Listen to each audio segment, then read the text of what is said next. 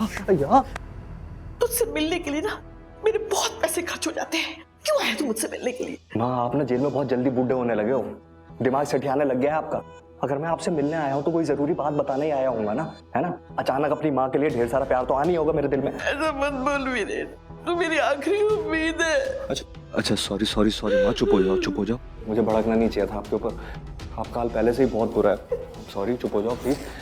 पर माँ खुश तो हो जाओ, क्योंकि रीत के हालात तो आपसे भी ज्यादा बुरे हैं। ढेर सारे भूखे चूहे छोड़ रखे हैं मैंने वहां पर, जहाँ रीत को बांध के रखा है।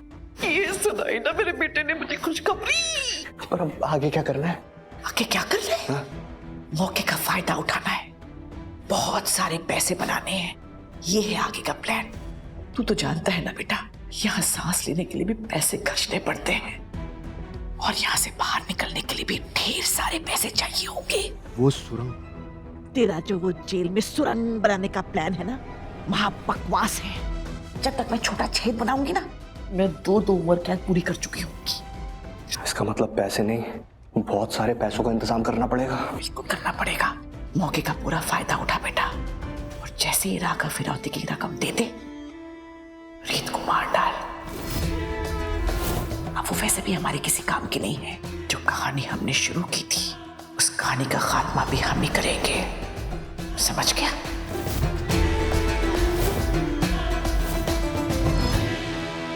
जीजू, ये लो पानी पी लो। इतना परेशान मत हो राघव, पानी पी लो। नहीं चाची जी, मुझे पानी नहीं चाहिए। राघव, रीत जब गुस्से में होती है ना तो वो ऐसे ही करती है, गुस्से में चली जाती है, लेकिन जब उसका गुस्सा ठंडा होगा ना तो वो वापस आ जाएगी। तुम संभालो अपने आप को। जीजू, आपने मुझे अभी तक नहीं बताया, आप दोनों में ऐसा हुआ क्या है? कुछ तो बात सीरियस है, क्योंकि जब मैं आप दोनों को आखिरी बार मिला था तो आप दोनों में सब ठीक था, सब प्यार से ही चल रहा था ना। तो अचानक से दीदू आपका घर छोड़कर यहाँ आ गई और ये भी सब हो रहा है। आपकी आंखों में ये जो डर है, इसे देख के लग रहा है कि आपको लगता है कि दीदू अपने आप को नुकसान पहुंचा लेगी, लेकिन आप अच्छे से जानते हैं कि दीदू इतनी कमजोर नहीं है। तो अब बताइए प्लीज कि हुआ क्या आप दोनों के बीच में? काश मैं तुम्हें बता सकता ध्रुव कि मेरे और रीत के बीच की दूरियों की वजह वो इंसान है जिससे तुम बहुत प्यार करते हो और शादी करना चाहते हो। जीजू प्लीज कुछ बताइए। देखिए, सच सुनने की हिम्मत रखता हूँ मैं, प्लीज बताइए। तो एक बार रीत को आ जाने दो, उसके बाद मैं तुम्हें सब बताता हूँ।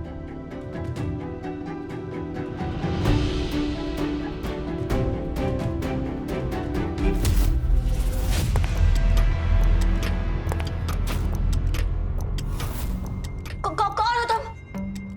क्यों बांधा है मुझे?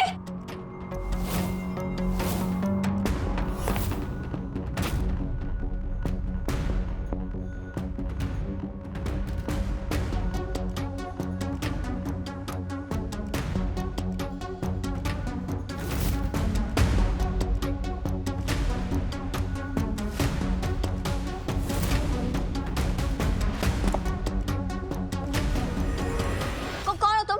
मुझे बांध के क्यों रखा है यहाँ पे? देखो, तुम जो भी करने का प्लान कर रहे हो ना, और तुम्हें लग रहा है कि तुम ये सब करके बच जाओगे, तो तुम बच नहीं सकते। समझ आ रही है तुम्हें? मैं ऐसे लोगों को जानती हूँ जो छोड़ेंगे नहीं तुम्हें। फालतू बोलने का नहीं, हमको मालूम है हम क्या कर रहे हैं।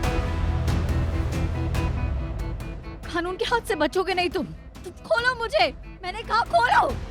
कोई है? प्लीज बचाओ, बचाओ है। क्या कर रहे हो तुम? क्यों कर रहे हो ये सब? क्या बिगाड़ा है मैंने तुम्हारा? ये क्या है? देखो, तुम प्लीज छोड़ो मुझे।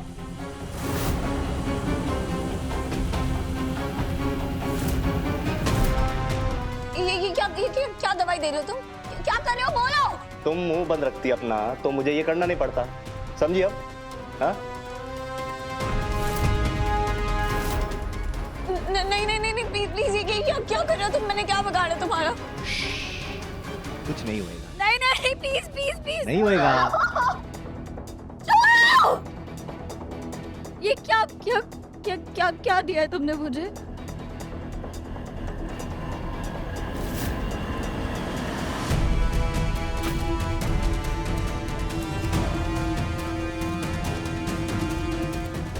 गलती तुम्हारी है रीत, तुमने मेरे पास कोई दूसरा रास्ता छोड़ा ही नहीं था।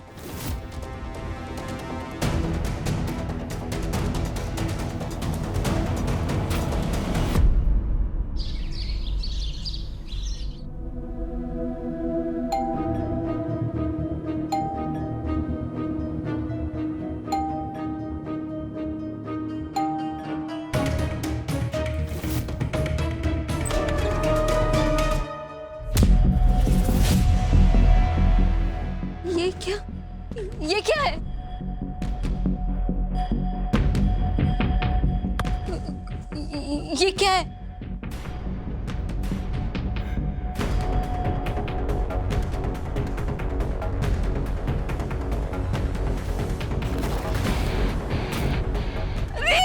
दीदू रीत क्या? रीत आंखें खोलो। आंखें खोलो। रीत क्या हुआ? दीदू मेरी रीत मुझसे बातें क्यों नहीं कर रही? क्या हुआ इसे? क्या ये मुझसे बात क्यों नहीं कर रही है? ये जिंदा नहीं है, मर चुकी है। रीत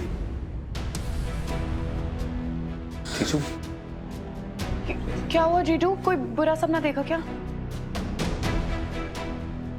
नहीं। नहीं कुछ नहीं।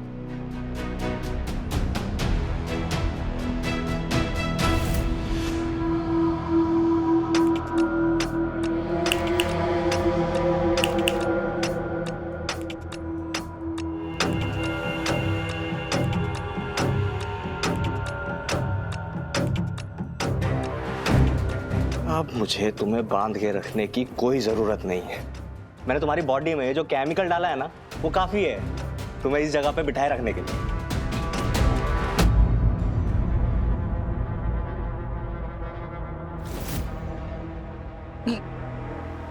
क्या क्या क्या दिया तुमने मुझे? मेरी बॉडी मूव नहीं कर रही। कुछ खास नहीं, तुम्हारी जबान बहुत चलती है ना, चपड़ चपड़ चपड़, तो वो तुम्हारी जबान मैंने बंद कर दी। क्या है, ये इंजेक्शन ने ना तुम्हारी बॉडी पैरालाइज कर दी है।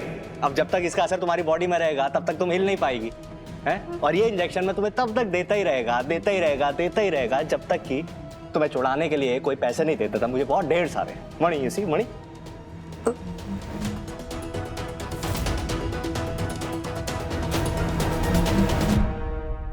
सब इतने चुप क्यों हैं? एक तो ध्रुव ने अभी तक मुझे फोन नहीं किया है। पता नहीं रीत ने ध्रुव को राघव और मेरे बारे में कुछ बताया है या नहीं बताया है। अगर रीत ने कुछ बताया भी है तो ध्रुव का तो मुझे पहले ही फोन आ जाना चाहिए था, लड़ाई करने के लिए, मुझे गालियां देने के लिए, या फिर इस बार तो हाथ उठाने के लिए। पर क्यों इतना सन्नाटा छाया हुआ है? ये तो राघव भी घर पे नहीं है। कुछ समझ ही नहीं आ रहा है आखिर चल क्या रहा है। मैं ध्रुव को फोन करके खुद ही पूछ लूं क्या? नहीं, थोड़ा सा इंतजार और कर कीर्ति।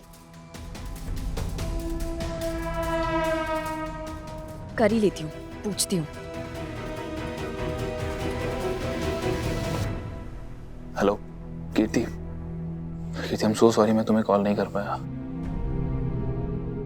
अच्छा ध्रुव, रीत कैसी है? पता नहीं अचानक से रीत ने सामान पैक किया और वो घर से चली गई। और राघव जी कहाँ हैं? मुझे तो खुद समझ नहीं आ रहा कि हुआ क्या है। इन दोनों के बीच में कुछ तो लड़ाई हुई और मुझे नहीं समझ में आ रहा। दीदू जब से आई थी खुद को रूम में लॉक कर लिया था, ना कुछ खा रही थी ना किसी से बात कर रही थी, और अब अचानक से गायब हो गई। पता नहीं कहाँ चली गई है।